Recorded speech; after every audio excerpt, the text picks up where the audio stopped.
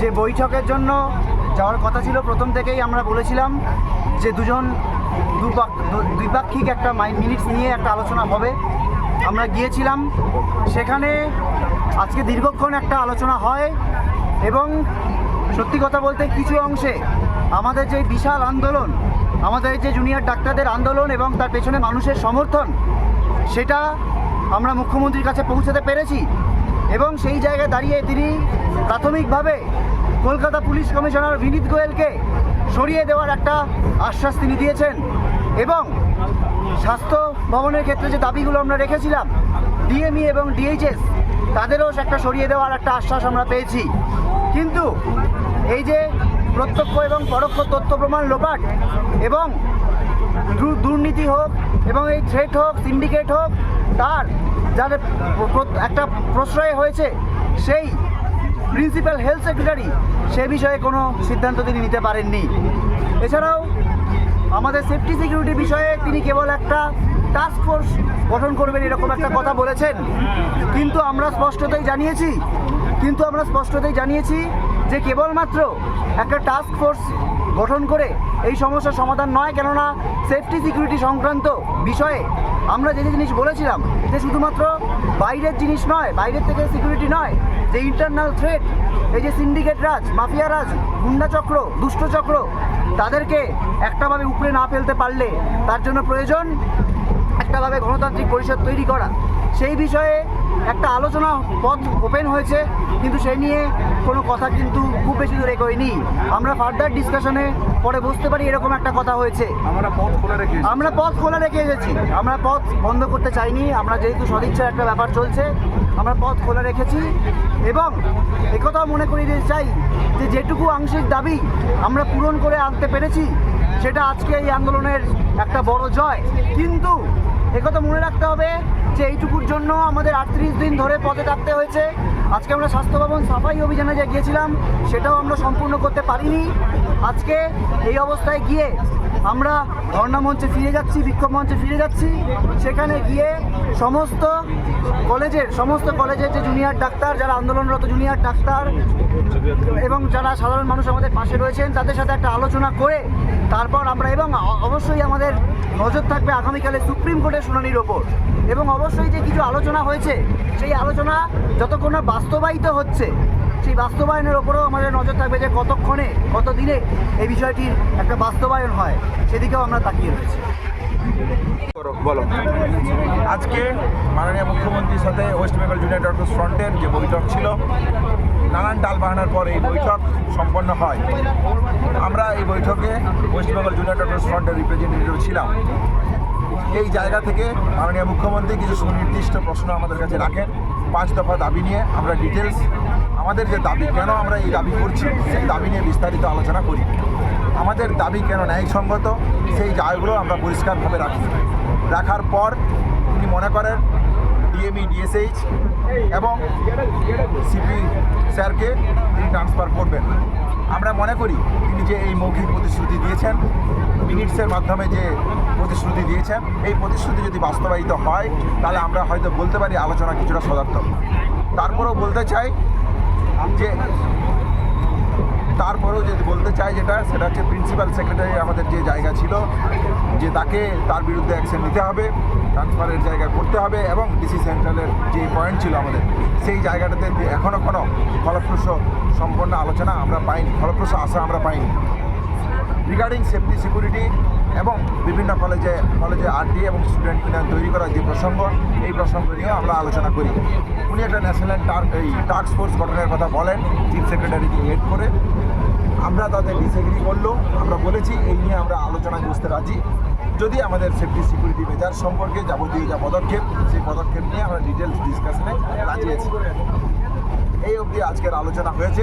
বাকি ধর্ণা মঞ্চ থেকে আমরা ডিটেলস ডিসকাশন আমরা করব। হ্যাঁ, কিন্তু এই পাশাপাশি এই কথাটা বলে রাখতে চাই, আমাদের আন্দোলন স্বাস্থ্য ভবনের সামনে যেরকম আমাদের অবস্থান বিক্ষোভ চলছে এবং আমরা যে কর্মবিরতিতে আছি, আমরা আমাদের কলেজের সমস্ত ছাত্রছাত্রীরা, নার্সিং, মেডিকেল পড়ুরা যারা এই আন্দোলনের সাথে সরাসরিভাবে যুক্ত, তাদের সাথে সম্পূর্ণরূপে আলোচনা করার পর আন্দোলনের এবং আমাদের কর্মবিরতির গতি প্রকৃতি সম্পর্কে সুনির্দিষ্ট সিদ্ধান্ত নেব। এটাও আমরা মাননীয় মুখ্যমন্ত্রীকে জানিয়েছি। বলছেন ওদের প্রতি আমাদের আস্থা নেই, তাই তাদের ব্যাপারটাকে গুরুত্ব দিয়েছি। বাট এটাও ঠিক, আমি কিন্তু ডিএমই কে বা ডিএইচএস কে আমরা কাউকে অসম্মান করিনি, কিন্তু ওদের বিরুদ্ধে যেহেতু চিকিৎসকদের ক্ষোভ আছে এবং তাই ওদের দাবি মেনে নিয়ে আমরা বলেছি এই দুজনকে সরানোর সিদ্ধান্ত আমরা নিয়েছি। 3 নম্বর হচ্ছে ওদের যেটা ডিমান্ড ছিল 4 নম্বর, 3টের মধ্যে 2টো করলাম। আর 4 নম্বর ডিমান্ড যেটা ছিল সিপি বিনীত গোয়ালকে সরিয়ে দেওয়ার জন্য। বিনীত গোয়াল ওদের কাছে নাকি আগেই স্বীকার করেছিল, যেটা ওরা মিটিংয়ে বললেন, যে আমি পদত্যাগ করতে চাই, কারণ আমার মনে হচ্ছে তোমরা যখন আমার প্রতি আস্থা রাখতে পারছো না, তোমাদেরও যেমন পরিবার পরিজন আছে আমারও আছে, এটা ওরা আমাকে মিটিংয়ে বলল। এবং বলার পরে আমরা কথা বলি নিজেদের মধ্যে, সিদ্ধান্ত নিয়েছি আগামীকাল 4টের পর আমরা কলকাতা পুলিশ এ বদল আনবো এবং নতুন সিপিকে দায়িত্বভার বিনীত দেবেন যতক্ষণ পর্যন্ত কোর্ট কেসটা কাল কমপ্লিট না হচ্ছে। 4টের পর আমরা টাইম দিয়েছি। সেক্ষেত্রে নতুন সিপি এবং আরো কিছু পুলিশের রদবদল হবে, সেটা চিফ সেক্রেটারি কালকে নোটিফাইড করে দেবেন আফটার 4 o'clock। এবং বিনীত যেখানে কাজ করতে চেয়েছে সেখানেই তাকে দেয়া হয়েছে। আমরা এটাও বলেছি, দেখো পুলিশ আমাদের ফোর্স এবং তারা সারাক্ষণ কাজ করেন, তাদের দিকটাও আমাদের দেখা উচিত। যাই হোক, সব কথা তো আর মিনিটসে লেখা যায় না, কিন্তু ওরা চেয়েছে বলেই বিনীত ওদের কথাটা মেনে নিয়ে আমাদের রেসপন্স করেছেন, জানিয়েছেন। তাই তিনি হয়তো সিপি থাকবেন না যতক্ষণ পর্যন্ত নোটিফিকেশনটা না হচ্ছে, নতুন সিপি আসবেন। আপনাদের সকলের সহযোগিতা কামনা করছি। অর্থাৎ 4টে পয়েন্টের মধ্যে 3টে পয়েন্ট আমরা কিন্তু মেনে নিয়েছি। চতুর্থত আমরা নিজেদের থেকেই, যেহেতু ওই দিন সিপি পৌঁছাবার আগে নর্থের ডিসি পৌঁছেছিলেন আগে এবং 14 তারিখে ঘটনাটা ঘটেছিল এবং ওরা অভিযোগ করেছিল, যার জন্য নর্থের ডিসিকেও সরিয়ে দেওয়ার সিদ্ধান্ত হয়েছে। ওখানে কাকে দায়িত্ব দেওয়া হবে সেটা কালকে ডিসাইড হবে। এছাড়াও সেফটি, সিকিউরিটি, হসপিটালের ডেভেলপমেন্ট, ইনফ্রাস্ট্রাকচার গুরুত্ব দিয়ে দেখা হবে এবং এক্ষেত্রে টাইম টু টাইম যদি কোনো প্রবলেম অ্যারাইজ করে চিফ সেক্রেটারির আন্ডারে একটি কমিটি বানিয়ে দেওয়া হয়েছে, যেখানে চিফ সেক্রেটারি নিজে দায়িত্ব নিয়ে ওরা যদি কথা বলতে চায়, chief secretary, home secretary, DG CP থাকবেন, তারা তাদের বক্তব্য জানাতেই পারেন। এইসব নানা রকম কথাবার্তা চলার পর আমরা, যেহেতু ডিটেলসটা আপনারা মেলেই পেয়ে যাবেন, আমি এটা বলি মিটিংটা পজিটিভ হয়েছে বলে আমি মনে করি। ওরাও নিশ্চয়ই মনে করে, তারাই বা সাইন করবে কেন, আর আমাদের চিফ সেক্রেটারি বা সাইন করবে কেন। আমরা বরঞ্চ ওদের দাবি একটু বেশি মেনেছি, তার কারণ ওরা ছোট বলে। এবং আমি লাস্ট যেটা বলেছি, যে তোমাদের কাছে আমার আবেদন থাকবে যে তোমরা, আমি জানি তোমরা বলবে আমরা ফিরে গিয়ে জিবিতে আলোচনা করব, সেটা হতেই পারে। তোমাদের মধ্যে অনেকগুলো গ্রুপ আছে, অনেকগুলো মেডিকেল কলেজ আছে, হসপিটাল আছে, ঠিক আছে, তোমরা ফিরে গিয়ে আলোচনা করো, কিন্তু যেটা এখানে মিনিটসে সাইন করেছি আমরা দুপক্ষ, এরপর তোমরা কাজে যোগদান করো। মানুষের স্বার্থে চারিদিকে বন্যা হচ্ছে, আমার কাছে খবর আছে হুগলিতে খানাকুলে 35 জন মানুষ ট্র্যাপড হয়ে আছে। তাদের আগে বেরোতে বলা হয়েছিল, তারা বেরোতে পারেনি, কিন্তু জল হঠাৎ করে ছেড়ে দিয়েছে ডিবিসি, পাঞ্চেত এবং তেনুঘাট। মিটিং শেষ হওয়ার পরেও আমি হেমন্ত সোরেনের সাথে 3 বার কথা বলেছি, তাকে আমি বারবার রিকোয়েস্ট করেছি, কিন্তু আমি জানি না তারা কি করবে, কারণ ইতিমধ্যে যে জল ছেড়েছেন তাতে বীরভূম, বর্ধমান, বাঁকুড়া, হাওড়া, হুগলি, নর্থ 24 পরগনা, সাউথ 24 পরগনা অনেকটাই এফেক্টেড হয়েছে। হাওড়া, আমি নিজে যে বাড়ি আদিগঙ্গার সামনে থাকি, আমি দেখতে গিয়েছিলাম কি অবস্থা জলের। আমি এতটা জল আসতে কোনোদিনও দেখিনি, কারণ আমাদের গোলাটা হচ্ছে সবচেয়ে উঁচু, আমাদের এই জায়গাটা। আমরা সিঁড়ি বানিয়ে দিয়েছিলাম, প্রায় 14-15টা সিঁড়ি ছিল, একদম পুরো ভরাট হতে আর 5টা সিঁড়ি মাত্র বাকি আছে।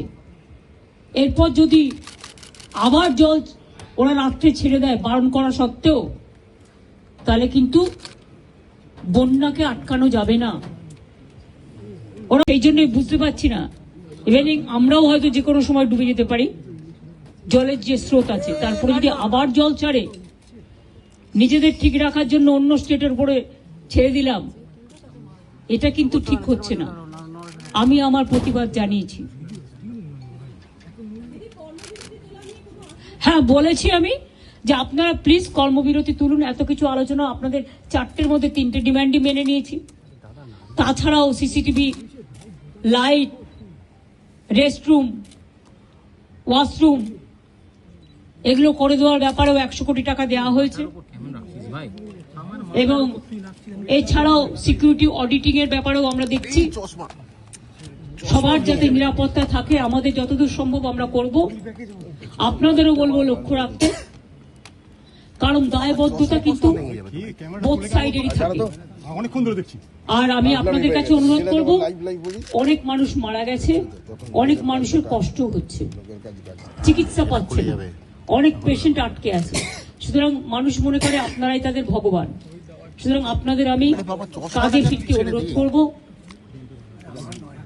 সমস্যা থাকলে সমাধান করতে হয়, আলোচনার পথ সবসময় খোলা থাকে।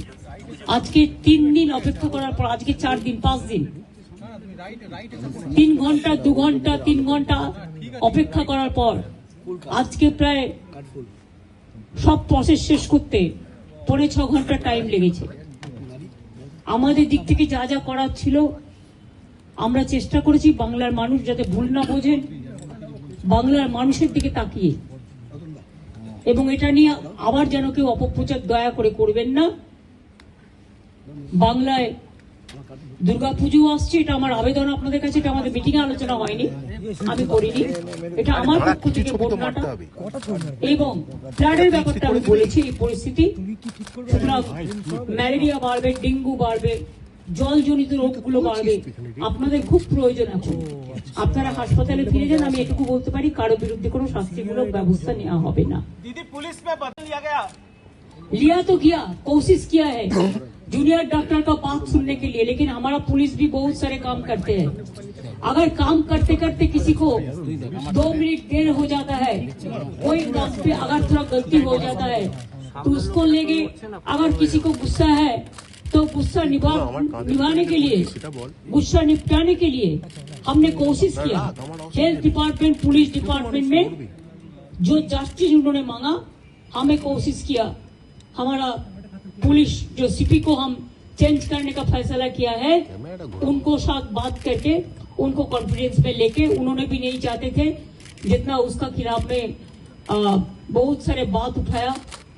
उन्होंने भी कहा कि हमारा भी परिवार है, हमारा परिवार को अच्छा नहीं लगता, इसी के लिए हम भी छोड़ने चाहते हैं। उन्होंने खुद डॉक्टर लोग जब मिलने गया था तब उन्होंने बताया। और हमारा हेल्थ डिपार्टमेंट का 3 की पोस्ट है, जैसे डीएमई डीएचएस ऐसा नहीं हो सकता है, इसको पैनल करके प्रोसेस करके तभी कर सकता है। तो अभी हम चीफ सेक्रेटरी को बोला है कि प्रिंसिपल सेक्रेटरी को लेके बात करके इसको अभी आप लोग देखभाल कीजिए, जब प्रोसेस हो जाएगा तब हम देखेंगे। ऐसा बात हुआ है। हेल्थ में भी उसको 3 ऑफिसर को ट्रांसफर का बात हटाने के बात किया, लेकिन हम 2 मांग लिया। इससे ज्यादा हम क्या कर सकते हैं? हम 99% मान लिया। दीदी 40 दिन